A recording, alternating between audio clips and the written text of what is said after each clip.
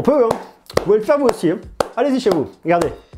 On applaudit. Xiaomi a augmenté ses prix significativement. J'en ai déjà parlé dans ma dernière vidéo où je vous écrivais ce gros message Innovation for Everyone. Le papier a été recyclé, hein, je prends encore des notes dessus. Et pour cause, puisqu'ils sont montés en gamme avec un Mi 10 Pro. Et le Mi 10 Pro, il est là, je m'amuse avec et je peux vous assurer qu'il est vachement bien. Et c'est ça que j'aime dans cette période de l'année, vous savez, où tout le monde lance son smartphone.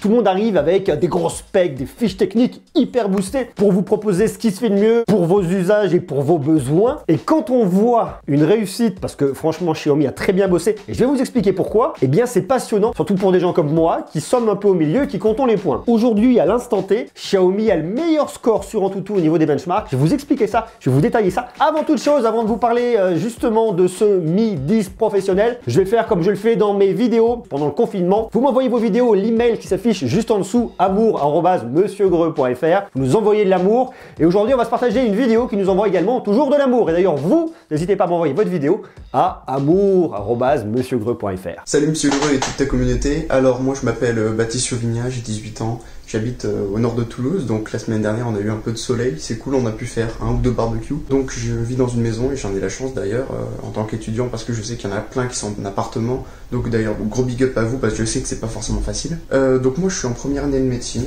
ce qui fait qu'on a pas mal de pain sur la planche, hein. Le taf ça déconne pas.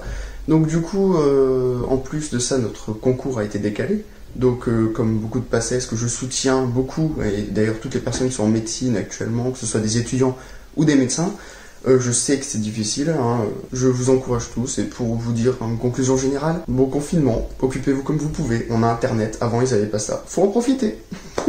A plus.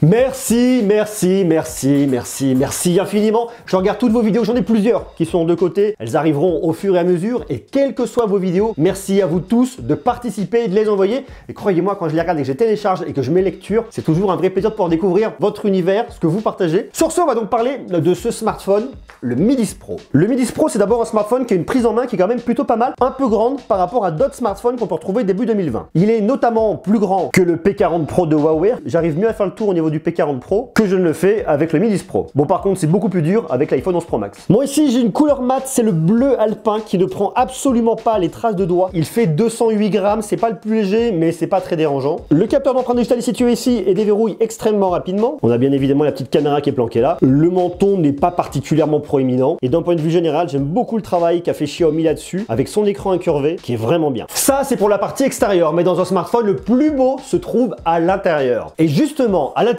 on a des choses qui sont vraiment bien, mais fiche technique pour fiche technique, je dirais qu'on s'en fiche. Ce qui est le plus important sont les usages et ce que ça va venir vous apporter. Le premier gros usage, c'est le multimédia. On veut pouvoir venir regarder des séries, des films, YouTube. On veut pouvoir avoir une bonne expérience de gaming. On veut pouvoir avoir une bonne expérience en naviguant sur les réseaux sociaux. Et pour tout ça, il vous faut un bon écran avec de bons haut-parleurs. Il vous faut un smartphone qui aille vite, qui n'ait pas de latence et qui ait une bonne autonomie pour que vous puissiez le faire quand vous voulez, sans vous poser de questions. Votre écran globalement est plutôt bien calibré. Ce que je vous conseille quand même, c'est de venir ici dans les schémas de couleurs et vous venez activer chaud, ça vient légèrement jaunir l'écran, vous restez bien en couleur automatique, par contre ça vient réchauffer l'écran et c'est quand même beaucoup plus agréable pour vos yeux. Je vous conseille également de venir cocher la case anti-scintillement, vous vous en rendez pas compte, ça va venir éviter la fatigue oculaire. Et le deuxième gros usage, c'est la partie photo. Vous voulez un smartphone pour faire de très bonnes photos, pour pouvoir les partager, pour pouvoir les imprimer et pour pouvoir aussi les archiver. On veut donc que la fiche technique réponde à nos besoins et c'est justement ça que ce Mi 10 Pro est vachement bien. Parce que la qualité d'affichage, il l'a avec son écran AMOLED de 6,7 pouces de diagonale. L'expérience est vraiment bien. On a ici un écran 90 Hz qui est vachement bien pour venir scroller, naviguer. Ça, c'est vraiment cool. Alors ici, pas d'écran 120 Hz, mais c'est vrai que le 90 Hz, ça apporte quand même vachement de fluidité. Et pour la fluidité, lorsque vous allez venir jouer à des jeux, à des PUBG, à tout ce que vous voulez,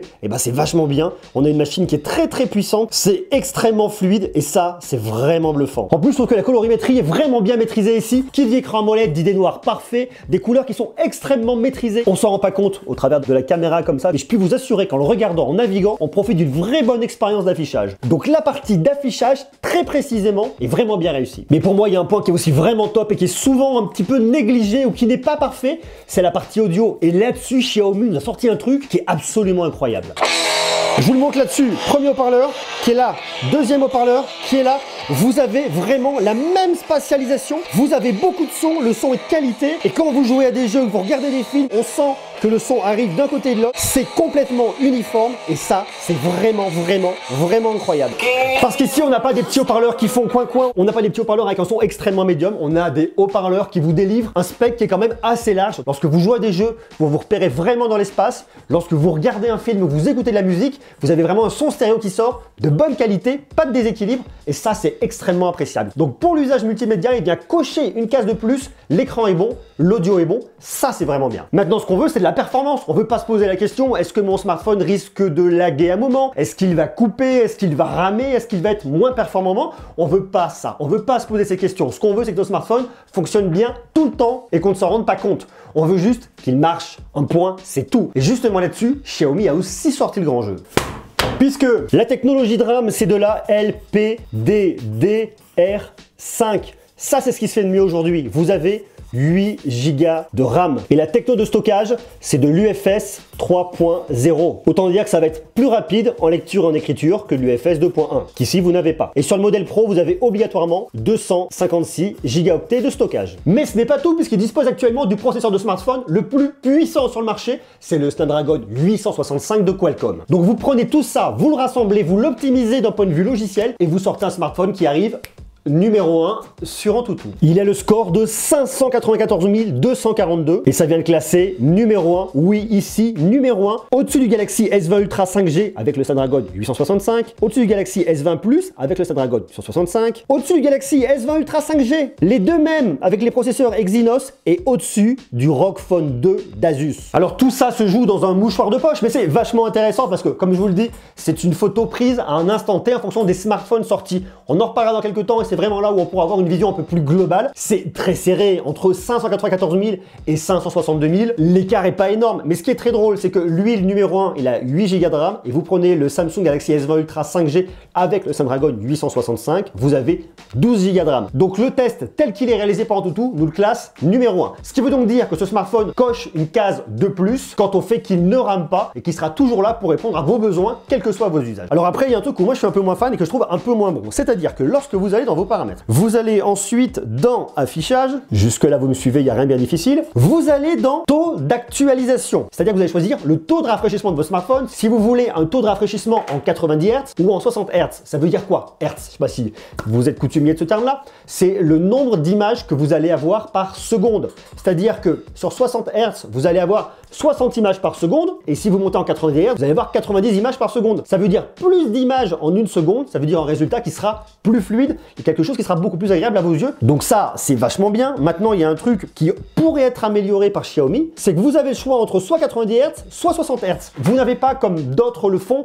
une sélection automatique qui permettrait au smartphone de basculer entre l'un ou l'autre mode en fonction des réels besoins de l'application que vous êtes en train d'utiliser. Ce qui vous permettrait notamment de venir économiser de la batterie en switchant sur du 60 Hz lorsque vous n'avez pas besoin d'un 90 Hz. Et ça, c'est un peu dommage. Ça vient un peu dégrader la question de l'autonomie et je pense que ça serait un point amélioré au niveau de MIUI. Après, soyez rassurés, vous avez quand même une grosse batterie de 4500 mAh qui vous permettra de tenir un jour et demi, voire un peu plus si affinité. Et si toutefois vous aviez un problème, vous avez de la recharge extrêmement rapide, donc vous aurez qu'à le brancher une demi-heure pour repartir sans aucun problème. Donc mis à part ce petit bémol, il coche toutes les cases. C'est dur à dire, il coche toutes les cases. Donc pour votre usage multimédia, là-dessus, vous êtes vraiment tranquille. Et maintenant, qu'en est-il de l'usage photo? Et là, ça devient vachement intéressant. Le tout premier, c'est un zoom x5. En dessous, c'est un zoom x2. Là, ici, c'est la caméra TOF qui vous servira pour la profondeur, qui est située juste là. En dessous, vous avez votre capteur de 108 mégapixels et en dessous, vous avez votre ultra grand angle qui servira également pour la macro. Je vais pas vous faire la fiche technique parce que je vous l'ai déjà montré dans ma vidéo de présentation, mais ce qu'il faut bien comprendre, c'est que pour le capteur principal, ici, c'est le 108 mégapixels qui sortira des photos en 27 mégapixels et ensuite, vous allez pouvoir venir zoomer très facilement et de façon complètement intelligente. Entre le x2 optique qui va venir monter sur un x5 optique, vous avez votre ensuite sur un x10 hybride jusqu'à un x50 numérique. Qu'est-ce que ça veut dire tout ça? Ça veut dire que Xiaomi a voulu faire une vraie montée en gamme, a vraiment voulu aller plus loin en termes de photos. On l'a déjà vu l'année dernière sur le Mi Note 10 avec la première caméra 108 mégapixels. Ça, c'était déjà plutôt pas mal. Et là, je trouve qu'avec ce combo gagnant de 5 caméras, eh bien, on a un truc qui est plutôt intéressant. On a même des fonctionnalités qui servent un peu à rien, comme la 8K en vidéo. Bon, ouais, la qualité des images est là, c'est pas mal.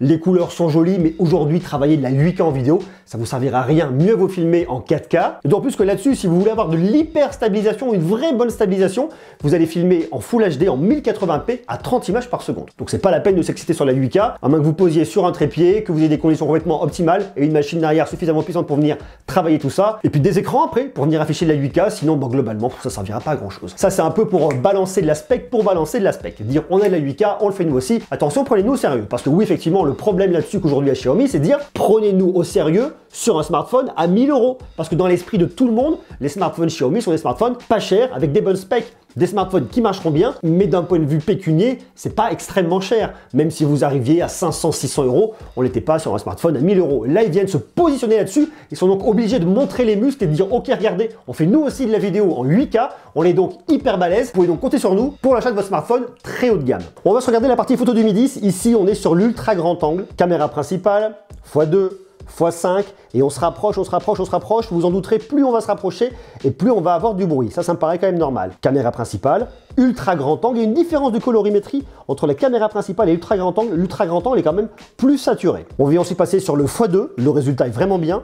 x5, c'est aussi pas mal. Caméra principale, ultra grand angle, c'est beaucoup plus vert. x2, x5, x10, et vous voyez, plus on se rapproche et plus on récupère du bruit. Et au bout d'un moment, ouais, c'est pas terrible. L'ultra grand angle à contre-jour, caméra principale, x2, regardez là le détail que vous avez, la petite branche là on la voit bien, on la devine bien, on voit bien pour autant le ciel, on voit bien les détails de l'arbre ici, on voit bien le mur, rien n'est cramé, il y a vraiment un très beau travail qui est fait ici, vous le voyez même ici là au niveau des détails des plantes, vous voyez bien les petites fleurs derrière, vous voyez bien les petites branches qui montent sur l'arbre, le rendu est vraiment extrêmement bien maîtrisé là-dessus. Et même en venant vous rapprocher, on garde bien les petites branches ici, on voit bien ce qu'on a devant, on a bien ici, il y a vraiment un super beau travail logiciel. Et là on va faire de la macro. Alors moi je suis surpris parce que vous savez la macro, règle générale, j'aime pas trop, mais comme ici c'est la caméra ultra grand angle de 20 mégapixels qui fait de la macro, eh bien le résultat est bien meilleur. Pour une fois on a de la macro qui est quand même pas mal. Alors macro, c'est pas vraiment de la complète macro, et en ayant des résultats qui sont vraiment qualitatifs. Regardez ça, le détail sur les branches, ça c'est vachement bien.